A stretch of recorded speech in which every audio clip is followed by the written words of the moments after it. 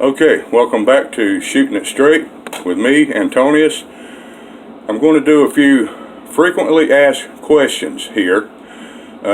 Questions that have been asked more than once by my friends, some family members, from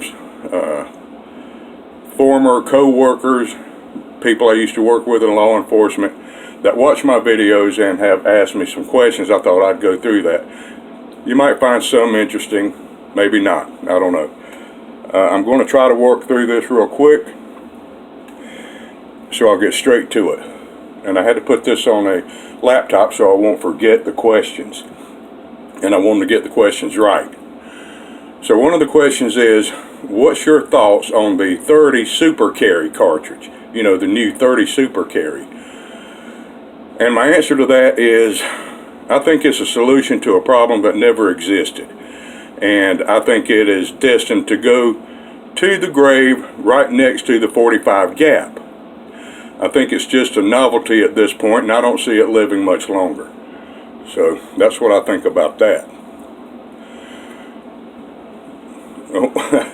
One of my other buddies said that, and a couple of people have made this comment, I keep seeing the same two guns on your videos. Don't you have any others?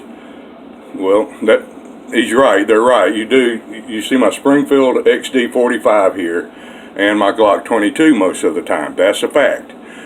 I do have an XDM45 as well, but my brother just won't return the damn thing to me. Those are the only handguns I have, but you know, I might acquire a Glock 23 sometime in the future. Now the thing with me is this, I'm not the type of person that needs a sizable collection of guns. Each gun that I have serves a specific purpose, and all of my guns are actually used. I don't need 10 or 12 handguns. Now some people like to have a big collection of all sorts of handguns, and you know, that's perfectly fine, but I don't need it. I generally stick with a manufacturer that I trust, and I want all of my handguns to operate in the same manner. Okay, with defensive handguns, which all of mine are, consistency matters. I don't want different trigger setups, different trigger pulls, different sights, different safeties or controls, and things of that nature. I stick with one system because, you know, you got to keep certain things simple because they just work better that way. Alright, next one. Here's a sharp eye here. I understand that you don't perform press checks. Why not? Well, that's true. I don't. The reason is because none of my guns have a press to check. Now, if you're speaking of a chamber check, you know, if you're talking about a chamber check, well, my response is again, no, I don't do chamber checks either. The reason is because I'm a competent gun carrier. A competent gun carrier should always know the status of his gun all the time. If you loaded it, I mean, is it somehow going to magically unload itself without you knowing about it? Or did you somehow forget that you loaded it? If you unloaded it, well then why keep checking and verifying it? I mean, do you forget that easily? Do you have a short attention span or something? Do you not trust yourself? A responsible, halfway competent gun carrier has no need for these constant chamber checks. And that's exactly what they are.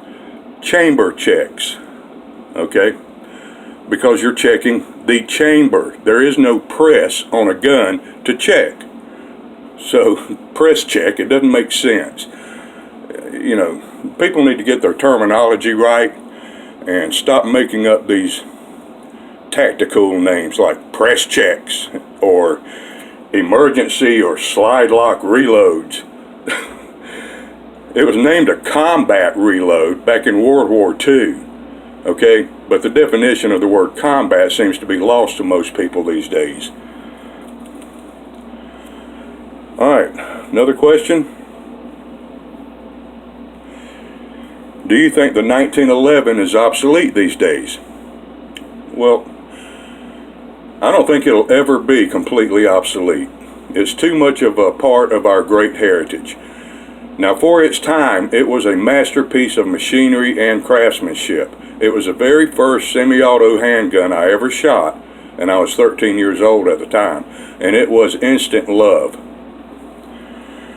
Now, since then, I've owned many 1911s, and I've shot them exclusively in my CPSL matches and IDPA matches for several years.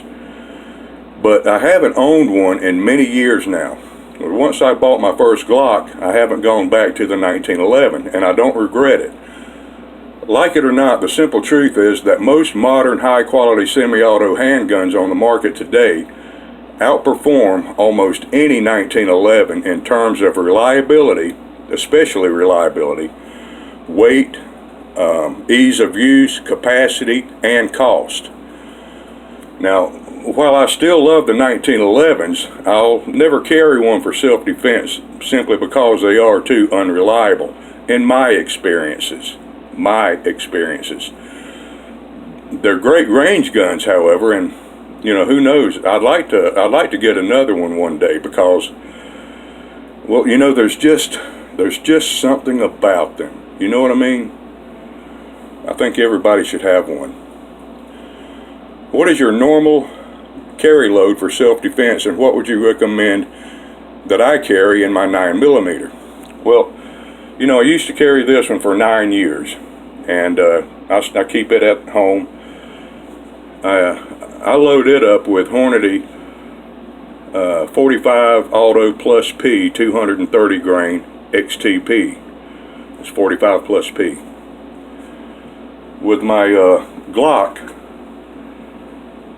I load it up with the Remington Golden Saber bonded 165 grain. Okay, but you gotta first remember that your carry load, whatever it may be, must prove to be 100% reliable in your EDC, and that it hits point of aim. If it doesn't, then you should get a different carry load, even if the terminal ballistics are somewhat lower. Now, I carry the Hornady Custom 45 Auto Plus P 230 grain, but I might switch over to Black Hills 230 grain plus P, because the limited testings I've seen shows that it slightly outperforms the Hornady in terms of velocity, expansion, and penetration levels. And we're looking at 460 plus foot-pounds of energy here. The 40 caliber, the Remington 165 grain Golden Saber bonded here, that gives me 484 foot-pounds of muzzle energy. Anything close to 500 foot-pounds of energy or more is what I prefer.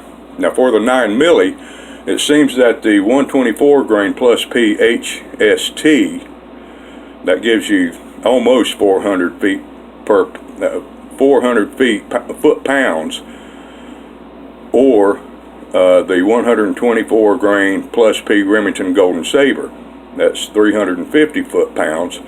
It looks like those two, the HST and the Golden Saber, is going to be about the top performers there. Now, understand that these are just my selections for each caliber, or my preferences based on my criteria.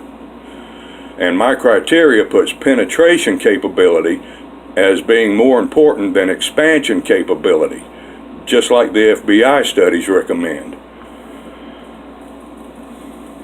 Now, there's a follow-up question to that.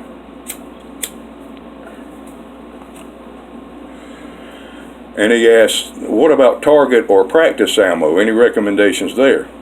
Well, as long as your practice ammo is closely matches your carry ammo, like, the brand name doesn't matter.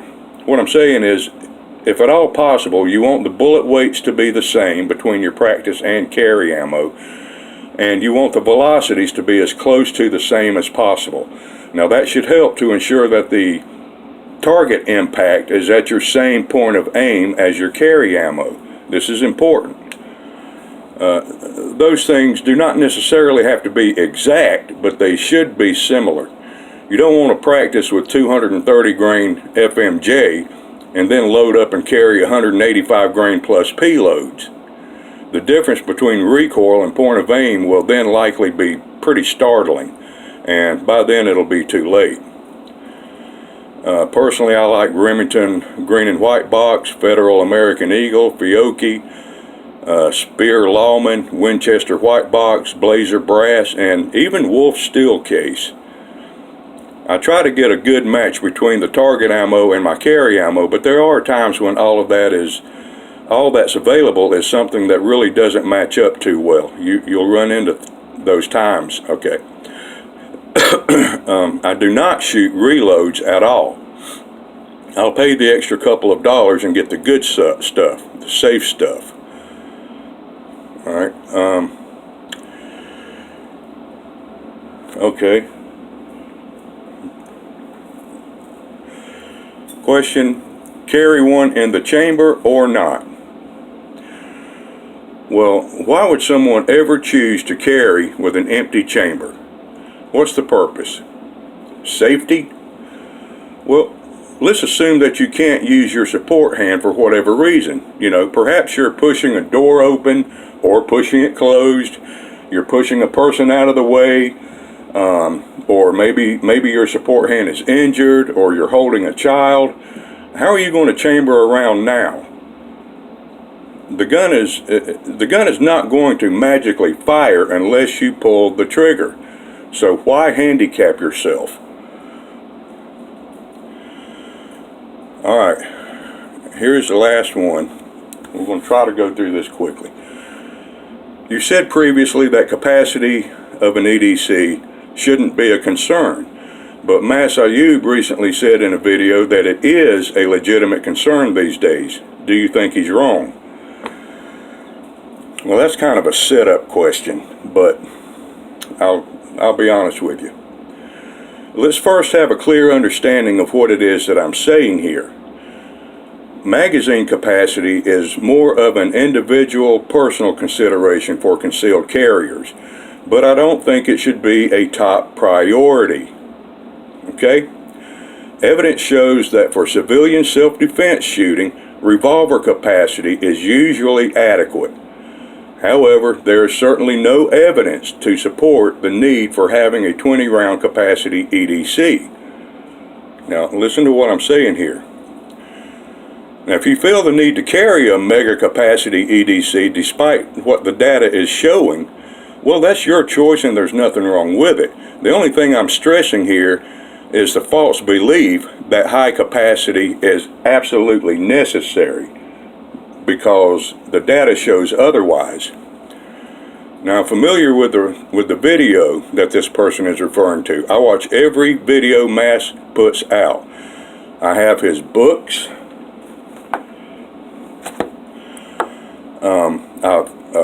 I've read every article he's ever published. I've followed him for well over 35 years. He is the premier trainer. He's the last of the living legends, and I often refer to him in my videos. I have no desire to argue with him. It's just that as far as I can find, the evidence doesn't support the position in this particular case. It doesn't support the position that you need high-capacity magazines in your EDC for self-defense on the streets. Let me explain my point a bit here.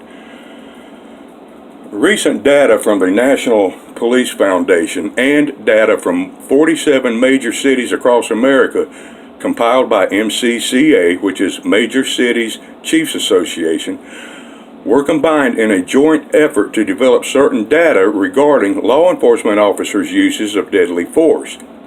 It shows that the average number of shots fired by a single cop in a deadly force event is less than 8 shots. 20 years ago, that number was around 6. Now, of course, there are occasional outliers that require a higher number of shots to neutralize the offender, but these are the exceptions rather than the rule.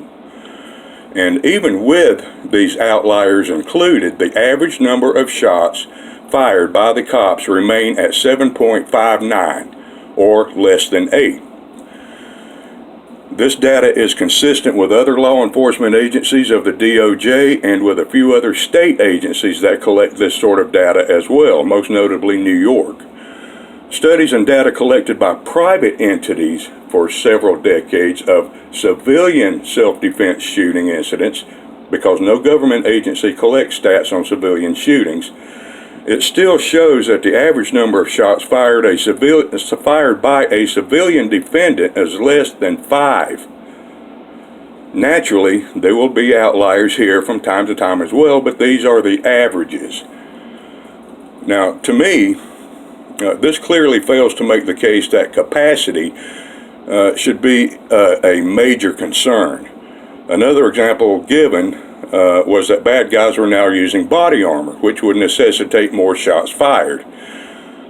I view dozens of police body cams and CCTV footage every month, and I read dozens of articles related to shootings. I have yet to see or even hear of a bad guy wearing body armor during your typical garden variety shooting incident. Now, during an armored car or a bank robbery, yeah, sometimes, but not your average everyday robbery or assault, at least none that I could find. It was also mentioned that these days it's not uncommon for a defendant to be accosted by multiple suspects or multiple bad guys. Now, this is very true. However, the chance that you will be required to shoot each and every suspect or bad guy is almost non-existent. It's been my experience that once a couple of shots are fired at one suspect, the rest will scatter like cockroaches once a light is flipped on. So I maintain my position on the importance of capacity. There's just no evidence to support the claim that high capacity is an absolute must. Of course, there is the off chance that you might stumble into a rare situation in which such high ammo capacity could save the day. There is also a chance that Texas could experience a snowstorm in the middle of July, but neither scenario is likely. Now, I believe in freedom of choice. If ultra-high capacity is something you want, that's fine, you should be able to do it, no problem. I'm only saying that it is not necessary for your survival on the streets. That's already been proven. Personally, I would never, willingly trade stopping power for mere capacity. Alright, that's it for this volume. I hope you got something out of it. We kept things light on this one. Listen, thanks for watching, and look for the next one, because I'll do another one. I got other questions. Alright, so I'm Antonius, and I'm always shooting it straight without fear. Ciao, e buonanotte amici.